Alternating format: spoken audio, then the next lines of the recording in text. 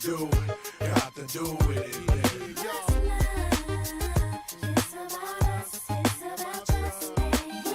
What's up, everybody? How you doing? Good morning. Good morning. How is your Tuesday, January 13th, 2026, treating you? It's going good here around Mad Hatter Nation, and that's right. I like Ashanti. Got a problem with it? Yeah, there's the old dory-doo. Ashanti is, one of the most underrated queens of R&B and hip-hop, in my opinion, but I have very interesting opinions about R&B and hip-hop. Shout out Kelly Rowland should have been the far superior talent. She was more talented and a better singer than Beyonce ever could have been from Destiny's Child, but you know how that goes. Pink Jazz Hands with Brandy Coffee in the chat. We appreciate that. Guys, did you notice there was a game? Monday Night Football Wild Card weekend wrapping up. We had... Well, was old man Rodgers going to continue his assault towards the Father Time Bowl, which I originally had thought at one point this year we were going to get an Aaron Rodgers v. Matt Stafford for one final match, one final go at it between the old gunslingers, right? Bitter former division rivals, right? They could square off in the Super Bowl. Yep. Nope, that ain't gonna happen. Oh no, that's not gonna happen, because there was this team out of Texas that said, "Hey, no, Pittsburgh, you ain't gonna do that, and we're coming into your house. We're gonna take an old crapper-redo on Monday Night Football right in your home stadium, and send Aaron Rodgers unceremoniously, probably into retirement. Texans dominate Steelers." Aaron Rodgers in wild card matchup. We will skim through and see what ESPN has to say about the breakdown of that game. Then we're going to kick it on over to NFL playoff schedule. The divisional round is set as Texas move on to face the Patriots. And just skimming it. Look, some good games this weekend. I'm not going to lie. I don't know who to root for in the Texans-Pats game, dude. Like, I got friends who are Pats fans. Beantown is a big-time Pats fan. And Loki, I really like Mike Vrabel. I like Drake May. I don't like Stephon Diggs. I'm probably going to end up rooting for Houston in this game, with the caveat of I really like Will Anderson Jr. And CJ Stroud is a God is good, Christ is king type individual. So you kind of got to root for those guys. I really like both of them. Both coaching staffs, I'm kind of in favor of the direction that they've gone. I made a video like 2 years ago comparing both of those guys, at least at the time Mike Vrabel was the head coach of Tennessee, to how Dan Campbell was going about conducting his business here in Detroit, and how that was kind of the phase into the next evolution of the head coach in the NFL. So this will be an interesting game to watch. I'm definitely going to be glued to the tube. You should be as well if you got a chance. It's going to be some good football. Then we're going to talk about Lions. We got 3 stories. 1, 2, 3, all Lions. Pros and cons of Detroit Lions hiring Hank Fraley as OC, examining whether the Lions should promote Hank Fraley to the next offensive coordinator role. We know that he almost got that job last year, and he did actually have a second interview with the Seattle Seabags, the old Sea Chickens out on the West Coast, the number 1 seed in the NFC playoffs with Sam Darnold at quarterback. Seattle Sea Chickens. And so Hank Fraley is getting some run. His name keeps popping up. He's been getting opportunities to, at the very least, interview for offensive coordinator jobs. So we'll discuss the possibility of what could be good and what could be bad about old Hank Fraley. And then we will talk about other names that are up there. A guy that I'm very high on this cycle. Now, full disclosure, boys and girls, I have been hearing and reading from Miami fans, and if I wasn't so wild about the character that Mike McDaniel plays in press conferences, honestly, I'd probably be completely off of Mike McDaniel hype wagon or hype train, right? I'd be looking elsewhere. There is a lot that goes into the Mike McDaniel situation. It's not all him. It's management giving him douchebag players to try and wrangle in. He was out there, trying to herd cats for like 3 years in Miami and make the best of the situation. But another name that I have been talking about that I wouldn't be surprised if he actually gets a head coaching opportunity in a place like Tennessee. I really kind of have both of these guys on the same bar as, or this guy on the same bar as Mike McDaniel, right? And that is Lions lineup interview with Giants interim head coach.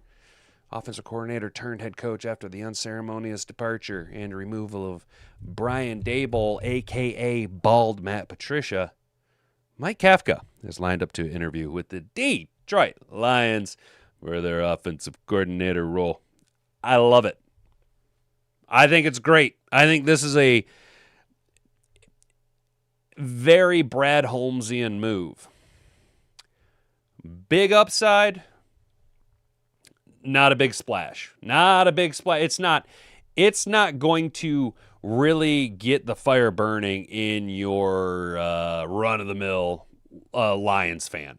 Someone who, let's be honest, probably doesn't watch this kind of content because it's the offseason and they're on to the next thing.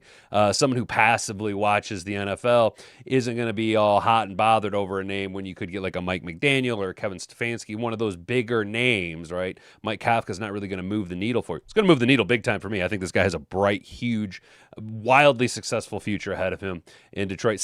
Basically, take the same argument that I had for Go Blau, David Blau, right? Go Blau yourself, David Blau.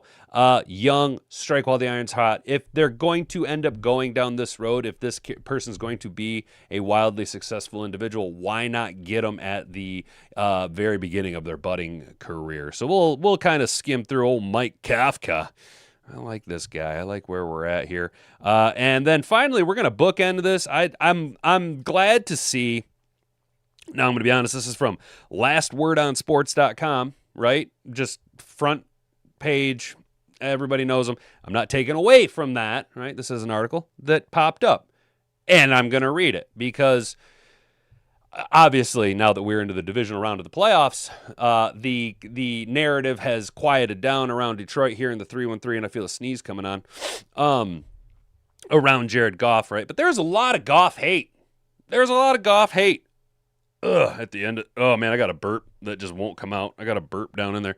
If you got a burp that can't go out, if you rotate your hips around, it's an easier way to get the burp out than patting on the back. But anyway, back to the topic at hand. Playing with Matchbox cars here. Jared Goff did not cause the Detroit Lions collapse. Jared Goff is not to blame for the collapse of the Detroit Lions, and I don't know, man. Lauren Clark, nice. Either Lauren Clark is watching my content and just taking a transcript of everything I've been saying over the past week and a half, or all of us here in Mad Hatter Nation. And I'm starting to think this is the reality, y'all. I really think that you, me, everybody else here in Mad Hatter Nation, I genuinely think that we are on the absolute tip of the spear, the sharpest edge of the cutting edge of understanding what's coming, both socially, politically, and in sports, right? I think we are pretty good at reading some tea leaves and going, yeah, and it ain't that complicated.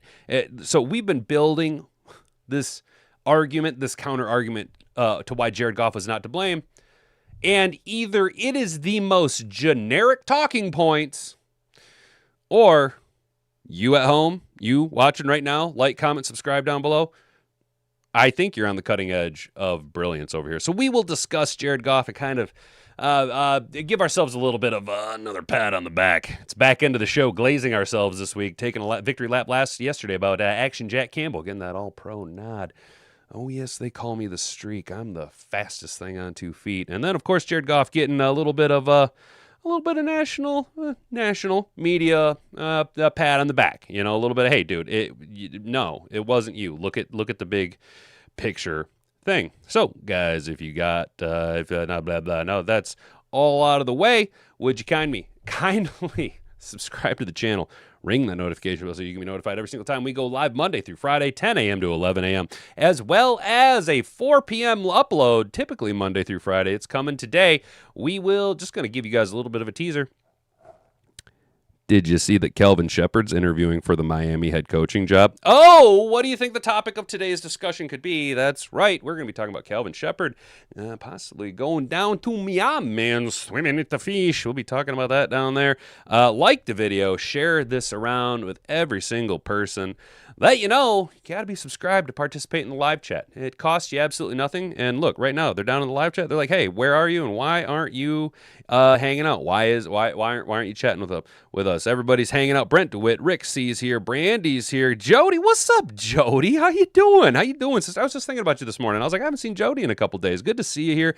James Ref is here. Awesome, brother. Good to see you. He likes to glaze himself. I feel that. American Boxer, they are spying on your podcast. If they aren't, they should be. Shout out American Boxer. I do have an article. I was waiting for you to bring it up. I do have a Google search. I am not seeing any scuttly buttly do about what's his name, Todd Monken. I was trying to find stories for you, bud, and I couldn't find anything. I'm trying to adjust the image here, guys. We got a little bit of a.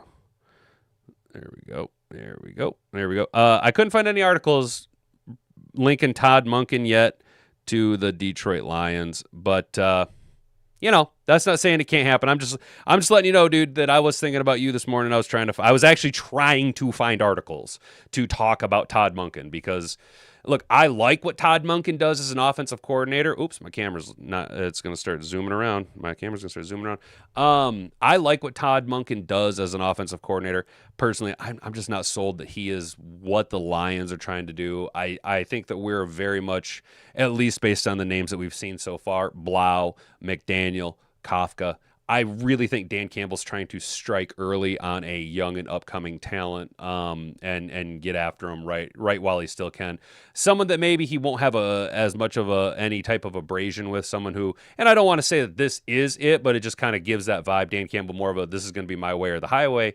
Where someone like a Todd Monken has all of the ground to stand on and push back. You know what I'm saying? And I'm not saying that's necessarily a bad thing. It's just kind of, again, a vibes check. You know what I mean? But I was trying to find it. He gets the highest rating for utilizing play action. I know he does, man. I know he does. I really feel that it's just not the direction that Dan Campbell and the coaching staff likes to go. They're after the flash. And I also think they really, Blau, McDaniel, not really so much that he just played in college, but Blau, Kafka have modern NFL pedigree. And it's not, again, taken away from Todd Monken. It's just, I don't know if Todd Monken did play ball, but if he did, I think he played with the wishbone. And he might have seen, him and Bo Nix might have seen the evolution of the vertical passing game. That's all I'm saying about Todd Monken. You know what I'm saying? Mr. Figs hanging out. How you doing, brother? Good to see you, dude. Good to see you. Shout out all you guys. I gotta just say, all y'all. Brent DeWitt, blame Goff when our O-line was cheeks. Exactly, my guy. Exactly. I just want to shout out all you guys. Y'all were really nice yesterday at the back end of the show. I really do appreciate that. Y'all are some cool people, dude. Gibberish music. So Green Bay swept Lions, Bears beat Green Bay, Lions swept Bears. So that means the Lions best team in the NFC North. Gibberish music. Can you pass some of that copium over here, bud? I'd like to hit some of that, dude. I mean, if you're gonna share, dude, I get where you're coming from. And I totally want a hit of that. You know what I'm saying? I'd totally take it. I'd take a couple rips off of that, brother. You know what I'm saying? Todd Monken seems to get that offense to perform when heavily injured. He isn't a bad option. No, I'm not saying he's not he's not an option. He's a very, very talented offensive coordinator that I do think could be wildly successful in Detroit. It's just not the vibe. I mean, if you look at our coaching staff, shit, Mark Brunell, probably the oldest dude we got. You know what I'm saying? And even he was I don't want to say Mark Brunell's a Hall of Fame quarterback. All right, guys. Yeah, Brandy, we're good. That's shout out Brandy Coffee says the Dolphins want to interview Shep for head coach. Keep an eye out for 4 o'clock, guys. Keep an eye out for the 4 o'clock video. We might, goddamn camera. We are going to be talking about that. So just keep your eyes peeled for that 4 o'clock video. All right, guys, let's go ahead and get into the old show or redo. If you can say the word good, guess what? It means you're still alive. It means you're still breathing. And if you're still breathing, Well, then hell, you still got some fight left in you.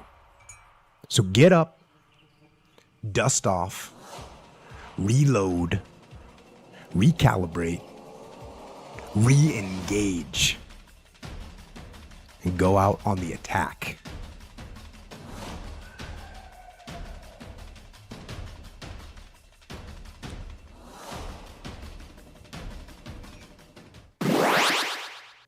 Shout out the chat. You guys, seriously, good takes. Good takes. Rick C., we were top 3 offense in every relevant passing stat with a trash O-line. I also like this.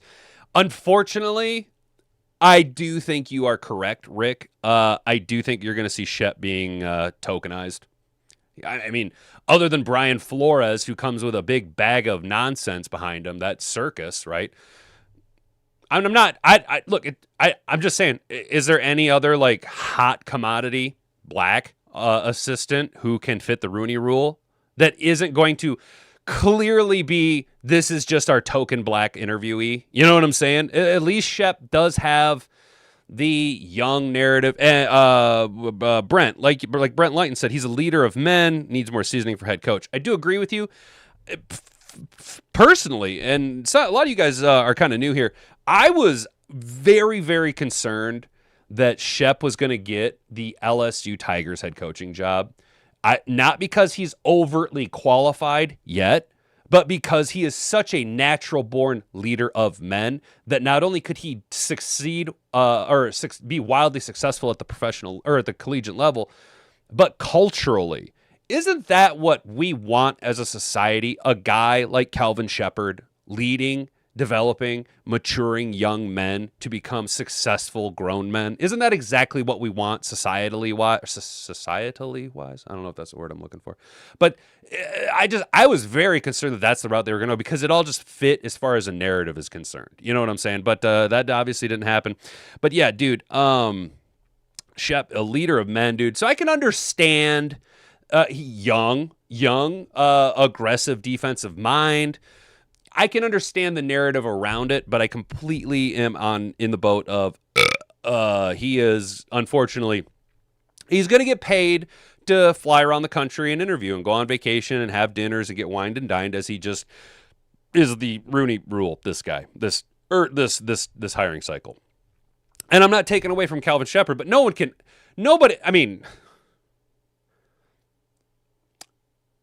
can honestly be considering him as a head coaching candidate, right? And that's not to take away from him.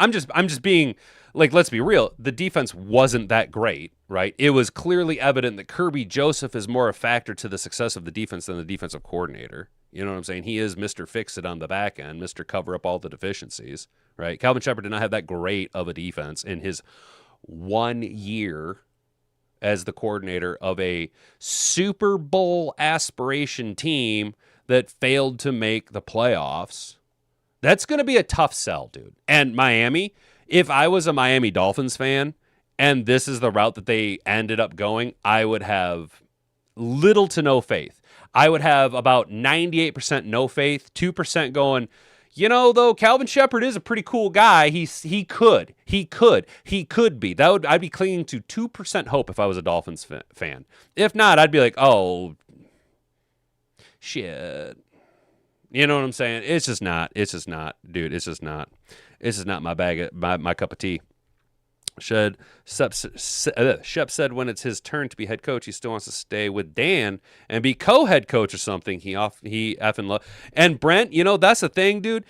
Calvin Shepard has such loyalty to Dan Campbell because Dan Campbell gave him the opportunity that other teams are going to give him that opportunity, but they said, cut your hair, right? And I know this is like a super cliche talking point. You can find it on Hard Knocks. Should we just look that up real quick here, guys? Because it is kind of cool. It is kind of cool, you know? Let's take a look, see if we can find that clip. Because it just shows his, like, commitment to Dan Campbell.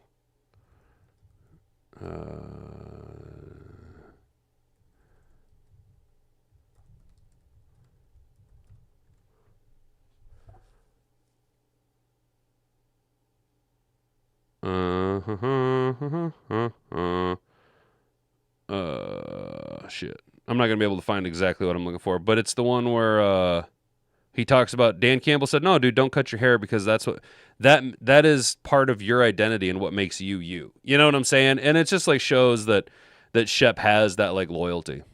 Jody's mom has got it going on. Mom is already interviewing Saleh, so Shep isn't a Rooney. Yeah, okay. I guess you're right, dude. I guess you're right, Brent. I'm gonna be honest. I didn't realize Robert Saleh was black. I just thought he was tan as shit. I just thought he was like a tan guy. You know what I'm saying? I totally didn't realize that Robert Saleh was black. You know what I mean? I kind of thought he was one of the member of the tribe that wears the little hats. You know what I'm saying? I didn't know he was black. That's crazy. So yeah, you're right. There you go, Brent. So it ain't the Rooney Rule. I guess they really are interested. Look at my nose. Look at my nose hairs. Get out of here. Get out of here, camera. Fucking nonsense. Sorry about that, guys. Saleh is Arabic. Gotcha. That's what I thought, dude. That's what I thought. I thought he was one of them guys from over there that might wear a little hat. You know what I mean? Middle Eastern. Oh, so it's would it be turban, not little hat? Is that what we're talking about? Texans dominate Steelers. Houston Texans won their first road playoff game in franchise history, dominating the Pittsburgh Steelers in the Steelers 30-6 in a wild card round of the playoffs. Talk about just, we had all of these close games during wild card weekend. Okay? Weekend. Wild card weekend. That means the days of the week that fall outside of weekdays. That would be, say it with me now. There's 2 days. They both have the same first letter. Okay? Saturday and Sunday. So wild card weekend on a Monday. I think we found something peculiar. Maybe that's why we had a 30-6, right? The rest of the weekend was good football. This is either everybody needs to look the fuck out for Houston, or this is what happens when you just try and milk it out too long. Because I just think there's something. It has something to do with the changing of the day out of the weekend into Monday night. More psychological ramifications baked into guys like Aaron Rodgers, understanding the ramifications, are already mapping out, starting to kind of look ahead. Right? Look ahead just a little bit. That's going to bite you in the ass. Trust me, that's how we ended up getting bounced my senior year of the playoffs. The Texans defense held the Steelers to 175 yards, scored 2 touchdowns, and harassed future Pro Football Hall of Fame quarterback Aaron Diddly-Doo Rodgers. Aaron Diddly-Doo Rodgers led the team that had been held under 20 points in a playoff game just once in 21 prior starts. A 13-10 loss in 2021 season divisional round against the 49ers. That was the signal caller's last playoff game with the Green Bay Packers because they had to win and get in, and Kirby Joseph sent him packing to New York. Houston's offense left a lot to be desired until the fourth quarter, starting with quarterback C.J. Stroud's 3 turnovers on the evening. Normally that's not going to get it done, and unfortunately what you're seeing here, what you're seeing Houston do should kind of salt your ass a little bit if you're a Lions fan. We have seen over the past few years the evolution of the NFL into a offensively friendly rules league, right? Lots of points. We like lots of points. We really don't like our DBs to be touched. The quarterback needs to be able to run around without having anyone near him, lest you get ejected from the game. And why we should be irritated as Lions fans is our team is built for fun regular season, high octane offense, lots of Jared Goff, right? We got the wideouts to be electrifying. But once you get into the playoffs, yeah, we're talking playoffs. You want to talk about playoffs? Playoffs, yeah, I want to talk about playoffs. Defense will and forever will win championships. So if you have a tough-nosed defense And what complements a tough-nosed defense the best? What is the number one thing you as an offense can do to benefit your aggressive defense? Sounds counterintuitive, right? If it's the best unit on your team, if defense is the superior of the two units, it sounds almost counterintuitive. Keep them off the damn field. How do you do that, Hat? Well, it's pretty damn simple. Come here, Johnny Morton. Come here. Let me explain something to you, Johnny Moscreens. If you have two really good running backs and you can keep the ball out of the opposition's offense's hands, 9 times out of 10, you're just going to win based on the metrics alone. So once you get into the dance, that's why we say the season changes. It's a whole new season. A, it's one and done. B, defense will take you to the championship, and if you can grind it out and pummel your opponent in the playoffs after an 18-week regular season with a gritty, tough-nosed run game, you can overcome 3 turnovers. Traditionally, no, if you're going to commit 3 turnovers, you're normally not going to be winning a ball game, period, point blank. But if then grandma wagon, good defense, tough-nosed run game, you can get her done. Still, the Texans finished with 408 yards, and the rushing attack was effective, with rookie Woody Marks recording his first 100-yard rushing performance. The Texans will now face the New England Patriots on Sunday at 3 p.m. in the divisional round. Here are the most important things to know from Monday night for both teams. I'm very much looking forward to the Patriots-Houston game. Chat, are y'all looking forward? Are y'all looking forward to the Patriots game? I'm looking forward to this game. Texans defense turning into the 2000s Ravens right in front of our Art. Bro. I seen one of the highlights of Will Anderson Jr. and I was just like, if that doesn't give legit 2000s football, especially like you say, very specifically 2000s Ravens. Yo, Houston's going to win the Super Bowl. Houston's my favorite to win the Super Bowl right now. Yep. Giggle Williams and CJ Stroud. Fuck, that's what they're going to do. They're going to have Giggle Williams and CJ Stroud in the Super Bowl. And the Texans. Oh, Will Anderson Jr. is going to walk away with Super Bowl MVP. Boom, and CJ Stroud was playing horrible. That was a complete bailout by their defense. Exactly, dude. Exactly. That's what Dan wants to get back to, running the ball more. Yes, dude. Pats winning a close one. Dilfer won on a Super Bowl. Yeah, dude. That's right, James. That's right, James Ref. That was a Trent Dilfer-led team. Oh, that's wild as hell. That was back in the day when you could win Super Bowls with... damn, one of my cats just took a fat shit over in the other room. Whew. Back in the day, you could win Super Bowls with, like, not great quarterbacks, right? Trent Dilfer, Brad Johnson. You could do it because you did it with a pretty simple game plan. We're going to run the ball, and we're going to let our defense break you in half. We're going to actually play football. So, here we go. Houston QB breakdown. Stroud looked timid and rattled at times. He finished with 5 fumbles, 2 loss, tying the record for most fumbles in a playoff game in NFL history with the Houston Oilers quarterback Warren Moon. Third verse, same as the first. Stroud went 21 of 32 for 250 yards and a touchdown with an interception. Wow, dude, he was kind of a turnover machine.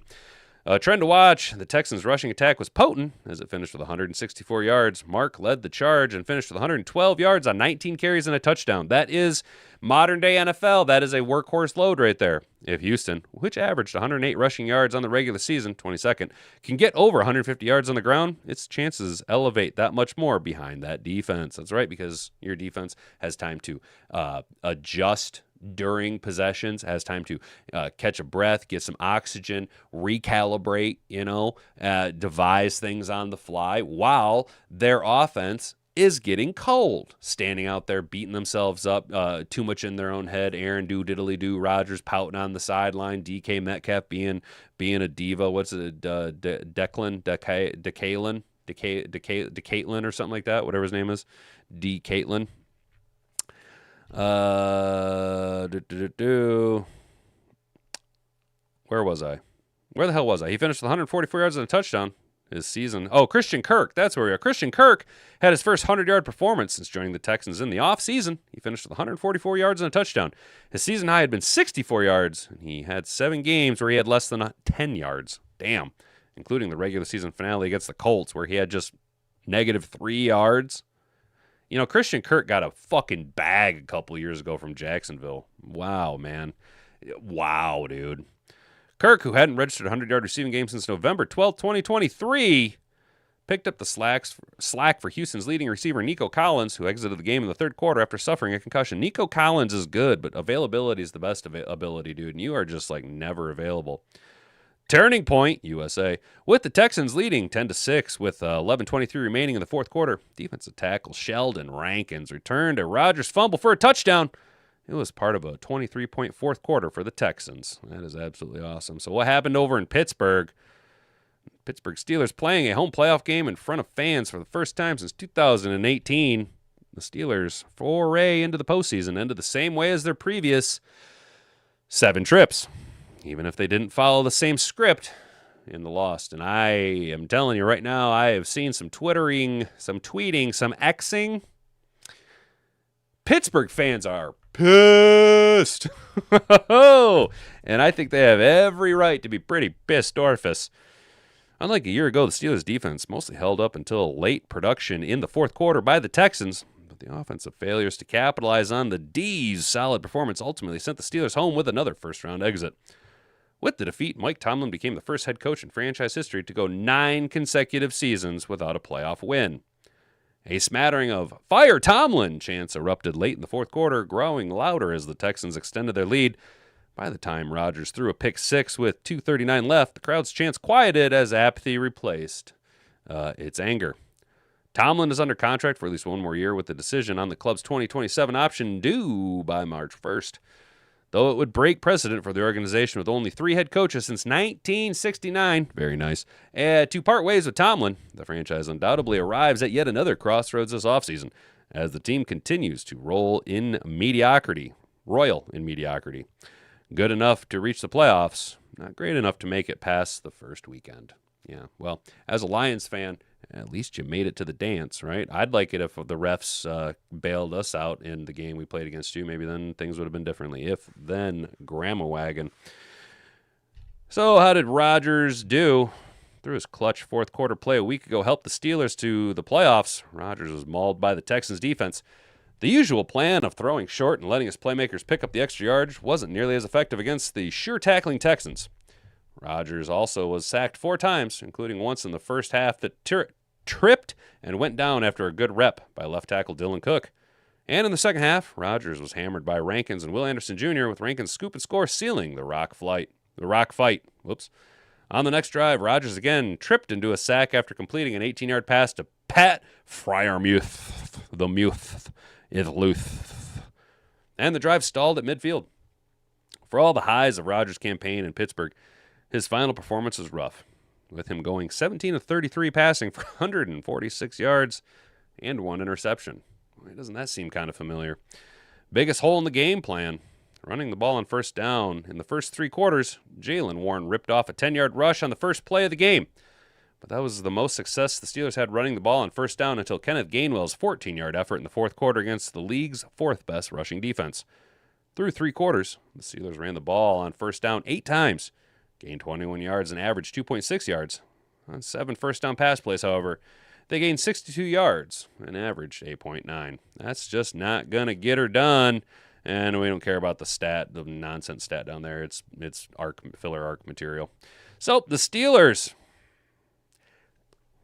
yeah. Talk about a bad way to hypothetically go out for both Rodgers and Tomlin. 2 Hall of Fame caliber coach and players, although only 1 year together. Just an abysmal 30-6. Really, bro? That's just embarrassing. That's just embarrassing. So now that the playoffs are set, let's take a look here. We're just going to skim. There's the bracket for you guys. Now that the Wild Card weekend wrapped up on Monday. The Wild Card weekend that extends into Monday is now over. 3-day weekend, Wild Card weekend. We can see that in the divisional round over in the AFC, the number 1 seed Denver Broncos will, of course, be playing host to the number 6 seed Josh Allen-led Buffalo Bills. And with every win, Sean McDermott solidifies and cools the temperature on his seat a little bit. Completely unjustified heating of the seat for Sean McDermott. I don't think the GM has given him enough quality talent around Josh Allen, at least as far as receivers go. They have had defensive performances up and down, but this year was not really it for them. Buffalo, could still make a push, but the number one thing Buffalo could do moving forward is they need to go back to their red helmets. Denver, though, we'll see. Now, of course, the narrative around them in Seattle will be rust versus live action games. Are they going to be recouped or are they going to come out flat? Are they going to be the Lions last year? We will see. Houston will be traveling to New England, so a bunch of traveling for the Houston Texans. New England, hot. Drake May, hot. A little bit of a revenge game narrative could be around Steph the Degenerate Diggs. I've watched a couple videos on him. Talk about an absolute dirt bag of a human being. Hard to root for the Patriots with a guy like Steph Diggs on the roster. I like Campbell. I like Drake May. I'm a big Mike Vrabel fan, but Steph Diggs is an absolute dirt bag. Although I will be rooting for the Patriots if they beat the Houston Texans. Yeah, I'm going to be rooting for the Texans in this one, boy. I like C.J. Stroud, man. I like Will Anderson Jr. I like that defense, brother. Let's get after it. And then over on the NFC side of things, of course, we got a divisional matchup between the divisional matchup between the San Francisco 49ers, the dynasty. I don't want to say dynasty because they don't fit the repeat Super Bowl wins, but a franchise who is consistently at the top of the league, and they're going to be taking on the number one seed, Sam Darnold-led Seattle Sea Chickens. Sam Darnold just making Minnesota look fucking stupid, dude. I said it. I said when Minnesota, I was like, I understand the thought process and the business decision, but I was like, you guys are making a fucking mistake, dude. You guys are making a mistake. McCarthy is shit. And then, of course, Chicago will get to host another home game. God damn it, I hate having to root for Matt Stafford, but let's go Rams. Let's go Rams. You got three. Right? And as you can see right here, we see the reality of what the NFC was this year.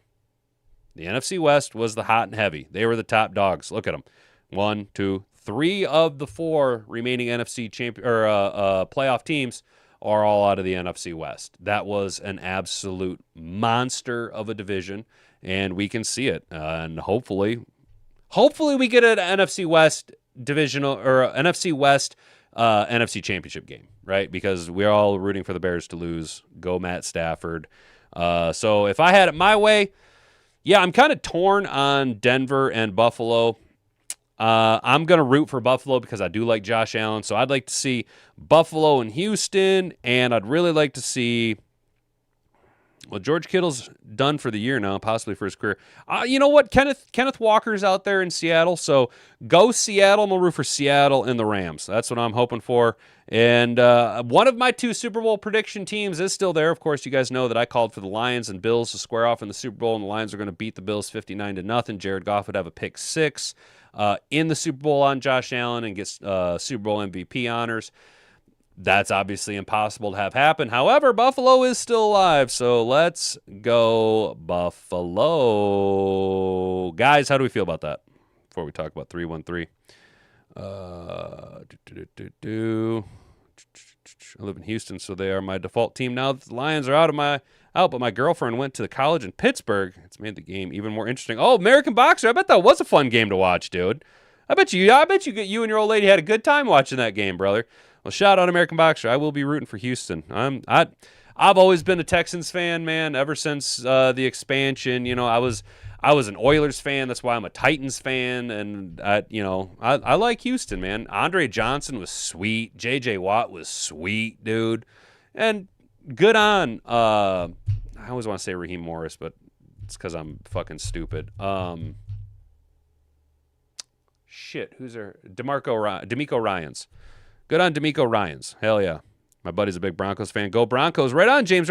And that's the thing, dude, is like I'm not like rooting against the Broncos because I kind of like Sean Payton and I like what they're doing out there. Also, I'm turning into a 40-year-old guy, dude. I'll be 40 in a couple of years here, man. I'm like, yeah, the Dolphins need to go back to the teal face masks, and the Bills need to go back to the red helmets, and the Broncos should go back to the burnt orange with the baby blue helmets, dude. I'm all about kicking Seattle, dude.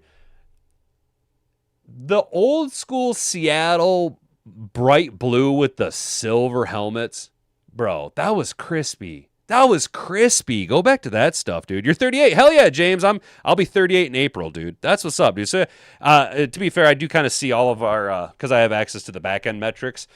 I know that 99.7% of my viewers are men. 99% of you are in the United States, and my age demographic is 100% between the ages of 31 and 65.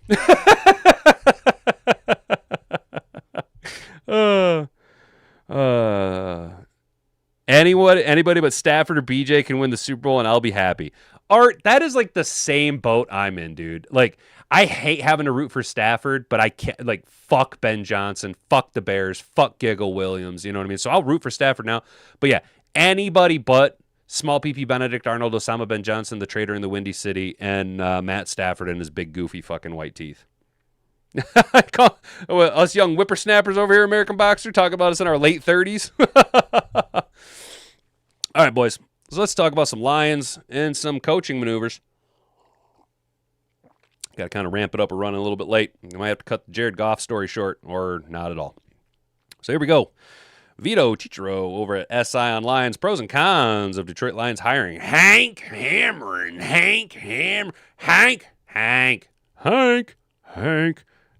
Fraley, who likes propane. Examining whether the Lions should promote Hank Fraley to be the next offensive coordinator. Here we go. If the Lions decide to stay in-house for the next offensive coordinator, O-line coach Hank Fraley could emerge as a candidate. Well, he did last year.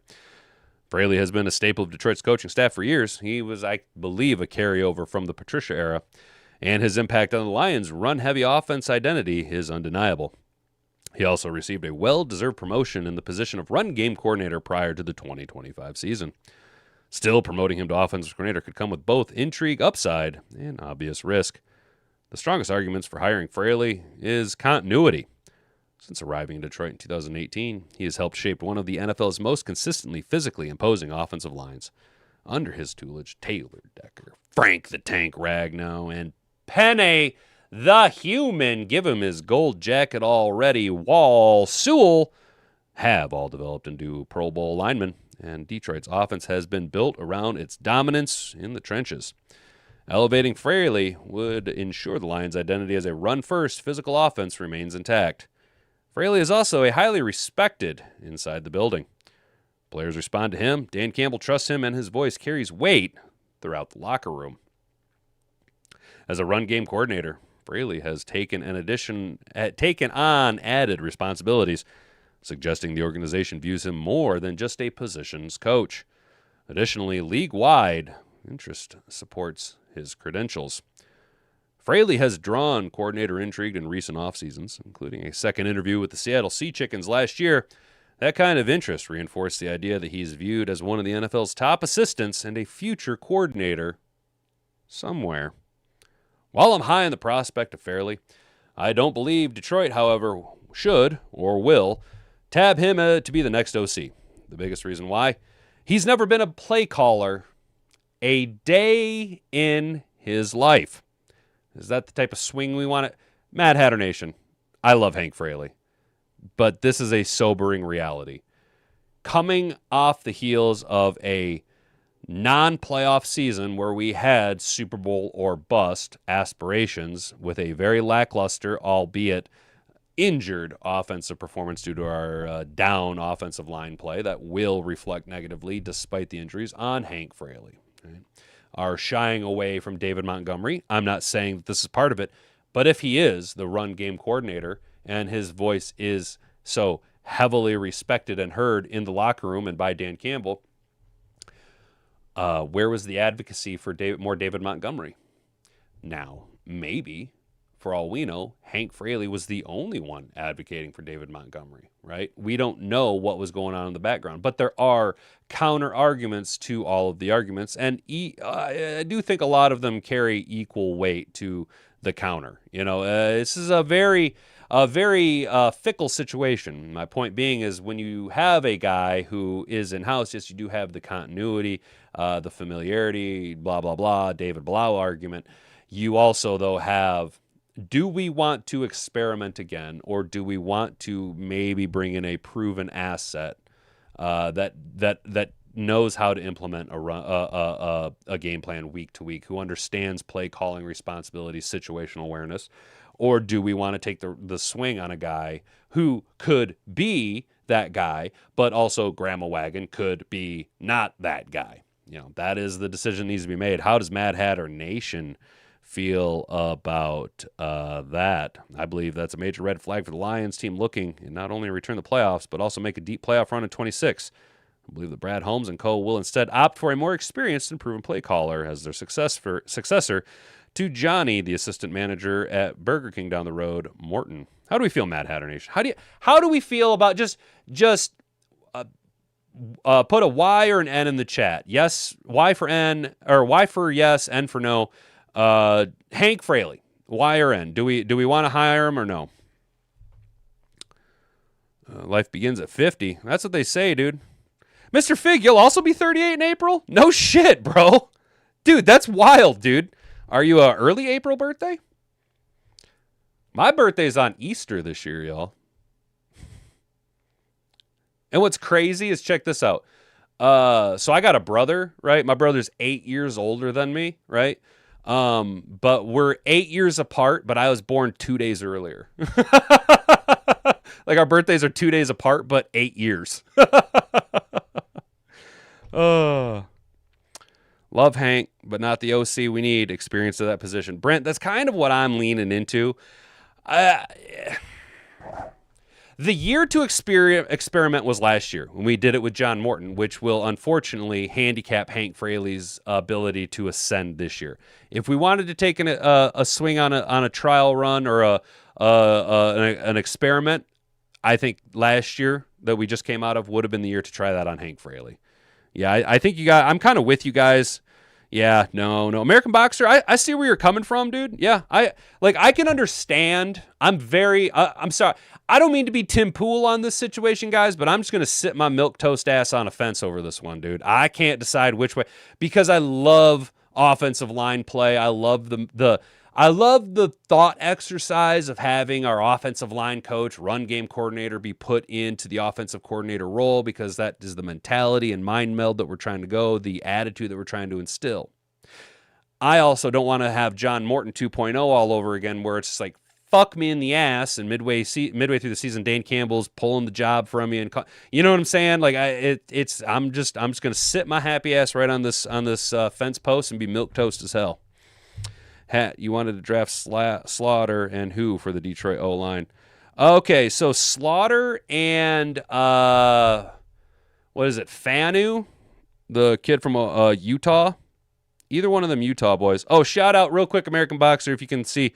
I did a Todd Monken Lions Google search, and all I can see is him interviewing for the OC job at Tampa, and then talking about him and Lamar Jackson. I couldn't find anything really linking him to Detroit. Like yes, there is a POD article right there, but it's not really that detailed. Was it Spencer Fano? Yeah, Spencer Fano. That was the guy. This guy. This dude out of Utah is Penei Sewell 2.0. This is the guy that I want us to try and get our dirty little dick beaters on at 17. This is our guy. This is, if you want Penei, if you want to have 2 Hall of Fame set 'em and forget 'em tackles for the next 10 years, you do everything you can to get Spencer Fano. This dude is Penei Sewell 2.0. Here we go. Let's just Penei Sewell. Sewell. Not interested. Go away. Fano frequently called the best since Sewell. Look at the AI. The AI straight up says it. The AI is even like, dude, this is the best guy since Penei Sewell. I'm not saying AI is always right, and AI does tend to have a bias, a confirmation bias to whoever the user is.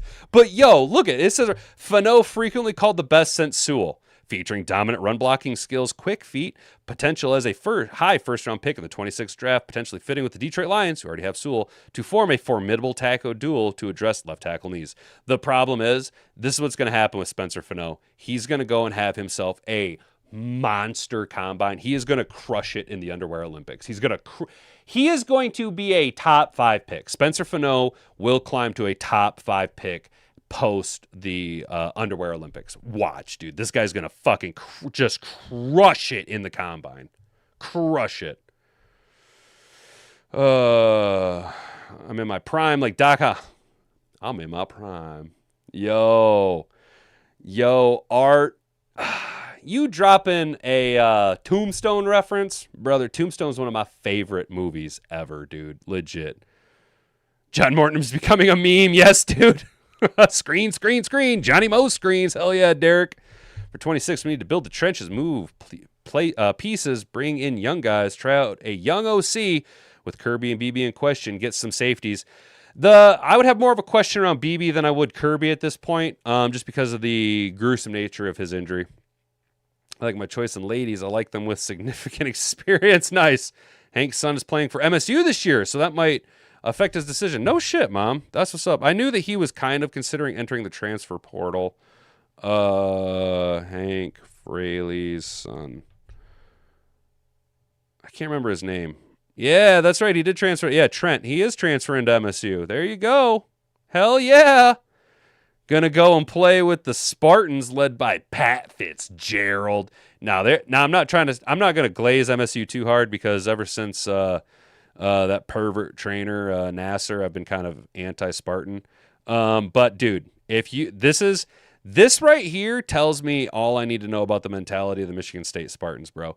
You are bringing in Pat Fitzgerald, a high IQ, tough, gritty nose, business, get down and do work head coach to reshape the culture at Michigan State University. And then you go and you bring in a all-pro, possibly Hall of Fame caliber center's son who has been through it, who has a high pedigree to man and be the captain of your offensive line, bro. Look at MSU trying to change the culture. That's a culture-building move right there, boys and girls. That is a culture-building move right there. You prefer Maya Uga and Logan Jones at center so far? Yeah, Jack, isn't Maya Uga the other guy at Utah? What's his name? Ray, like Star Wars Ray. Oh wait, Ray Malaluga. That was the linebacker. How do you spell it? That's the linebacker from USC. I'm your Huckleberry. Oh, god damn it. Zoop. Sorry about that, fellas. How do you spell that motherfucker's name? God damn. Where the hell did I go? M-A-U-I-G-O, M-I-A-U-G-I. The fuck? How the fuck do you spell that shit? What the fuck? Yo, I'm illiterate as hell. You cannot be giving me these hard fucking names. Boom, there we go. Prospect tackle from Miami. Yeah, dude. Okay. Francis Mayaoga. There we go. That's who it is. Mayaoga. How the fuck do you pronounce that shit?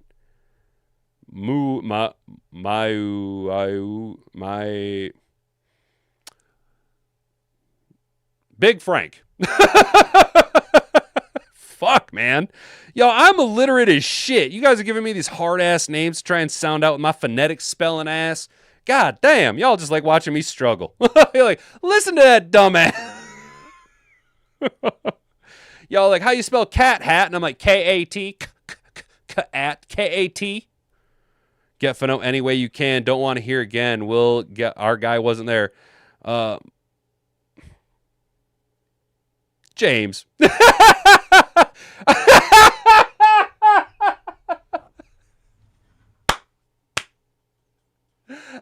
fucking love you guys, man. My Sharona. Oh, man. The only reason I knew exactly what that was is because I've churned butter once or twice, been living in an Amish paradise, dude. Yeah, admittedly, I was a big Weird Al fan growing up. Big fucking surprise, right? I totally had Running with Scissors, bro. If I heard the music, I could probably drop every line and The Saga Begins, his parody of American Pie. Like, I bet you I could, dude. I used to listen to a lot of Weird Al, dude. My Sharona.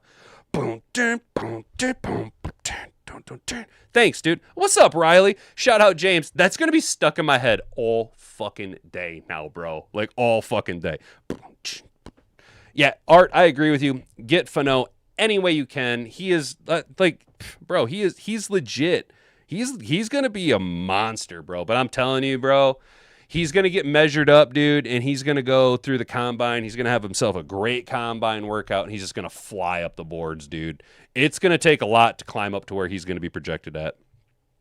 Let's finish today off, guys. We're going to have to bail on the Jared Goff story, but Lions lineup interview with Giants interim head coach Mike Kafka. This is a guy I've been kind of trying to warn you guys about. It's going to be a hot name. He's young, offensive-minded.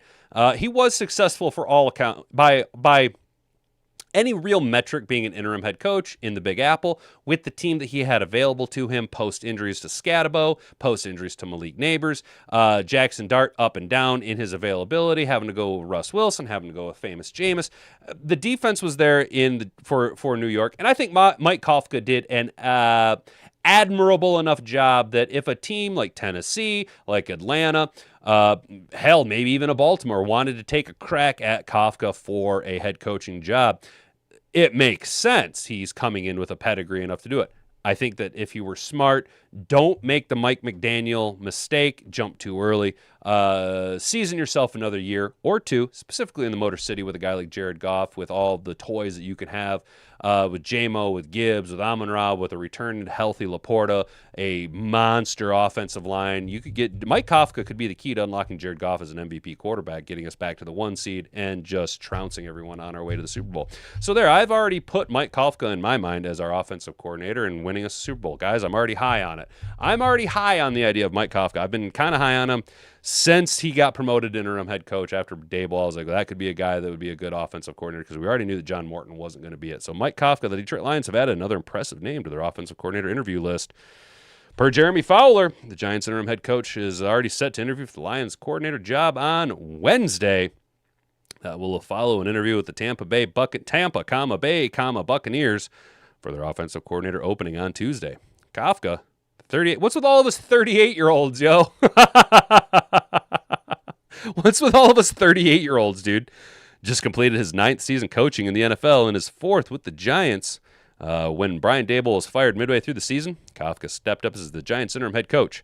New York finished its season with a pair of wins over the Raiders and the Cowgirls. The Giants took the Lions to overtime. We remember that. Yes, we're not going to read that because it reminds us of Derek Barnes being literally walked over by famous Jameis, and that sucked. In 14 games and 12 starts in 2025, the Giants rookie quarterback Jackson Dart passed for 2,200 yards and 15 touchdowns and ran for additional 487 yards and 9 touchdowns. Jackson, guys, I've been telling you, Jackson Dart is going to be a very, very, very talented and successful quarterback in the NFL if he continues to play the way he's been playing. But he's got to stay a little bit healthier. He needs to stop going to the Hendon Hooker school of diving forward and learn how to slide. Kafka joined the Giants as the offensive coordinator in 22. The Northwestern alum was evaluated to assistant head coach in 24. Prior to his time in New York, he began coaching in the NFL as offensive quality controls coach for the Kansas City Chiefs in 2017. Kafka was then named KC's quarterbacks coach in 18 before adding the passing game coordinator title in 2020. In Kafka's first season as Kansas City's quarterback coach in 2018, Patrick Mahomes entered his first of 2 NFL MVP award years, passing for more than 5,000 yards and 50 touchdowns. You see why I'm like, come here. Come to the 313. This is Jared Goff. That's Amon-Ra St. Brown, and that's Jameson Williams. 5,000 yards should be more than attainable with those guys in-house. In 2019, Mahomes won a Super Bowl over San Francisco as Mahomes became the youngest quarterback to be named Super Bowl MVP. And this is just glazing fucking Patrick Mahomes. In 21, Kafka and the Kansas City Chiefs made their 4th straight AFC Championship game appearance. During his first season as the coordinator for the Giants in 22, New York earned a postseason berth and advanced to the NFC Divisional Round after toppling the Minnesota Vikings. Then Giants quarterback Daniel Jones passed for a career-high 3,200 passing yards. Another highlight from Kafka's stint as the Giants OC includes Malik Neighbors' breakout rookie campaign in 24. Neighbors recorded 109 catches for 1,200 yards and 7 touchdowns. His 109 catches set a new record for wide receivers and surpassed the Giants' single-season franchise set by Steve Smith in 2009 with 107. Alongside Neighbors, fellow rookie running back Tyrone Tracy Jr. had 1,100 yards combined to become just the 3rd rookie duo in NFL history to surpass 1,000 yards from scrimmage. And those guys are good. Malik Neighbors is fucking sick. Tyrone Tracy Jr. is, I mean, I'm not saying he's like a franchise running back, but he's a talented guy that you can build a game plan around. I think Mike Kafka has a very distinct possibility to be a successful offensive coordinator for a year or two, then turn into with a successful offensive coordinator year, specifically in Detroit, definitely opens up the door for more head coaching interviews. But I think he is a year or two, right? I need a little bit more winning, right? Not saying that the numbers, your statistical performance with the players that you have available don't justify the ascension through the coaching ranks. But what I am saying is that I need you to be part of a winning program at a higher level than you have been with the Chiefs, right? Quality controls, quarterbacks, passing coordinator. That's all well and great. You had one postseason berth and win with the Giants, and that's great. Unfortunately, the brass around you didn't give you parts and pieces to continue to ascend with the team. The team sputtered, fell back.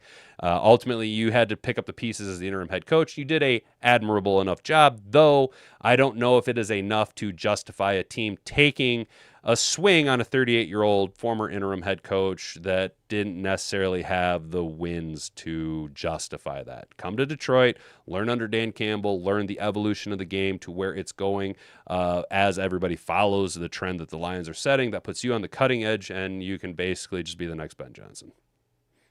Am I wrong? How do we feel, Mad Hatter Nation? Jebediah feeds the chickens and Jacob plows fool. Hell yeah. Kafka called a good game against the Lions. I thought so too, Brent. And that's when I was watching it, that's when I fell in love with Mike Kafka as the one of the top candidates for our OC job. Was watching the game that he devised against our defense. I was like, and I'm not saying our defense is wildly good, but watching the way that his team executed the game plan that he laid out for us, they took advantage of every single possible weakness. They devised mistakes to be had against our defense. And I think Mike Kafka is going to be hotter and hotter name as the years go by. Again, why not just strike while the iron's hot? Get him now, get him in-house for a year or two, and then let him. Unfortunately, though, you'd have to understand that this will more than likely be a temporary stop as he follows the trend of hot young offensive coordinator names turned head coaches, especially now with the success we've seen out of Ben Johnson. The Dan Campbell coaching tree has a really bad branch and a really bright branch, let's be honest, and it, of course, has a Brian branch. Oh, shit! I'm on a roll. Boys and girls, I appreciate it today. That's going to do it for us. Make sure you got that notification bell turned on so you can be notified when we drop the 4 p.m. video. Be talking about a little bit of Kelvin Shepard. Our guy, don't take my boy. I don't want to see him go to Miami. Stay here in Detroit. Be part of the pride. Stay out of trouble. Have a good rest of your day. We'll be back tomorrow at 10 a.m. Till then, I've been Hat and Beard. You've been attentive audience. We'll catch you then. Bonga bonga. Frig off.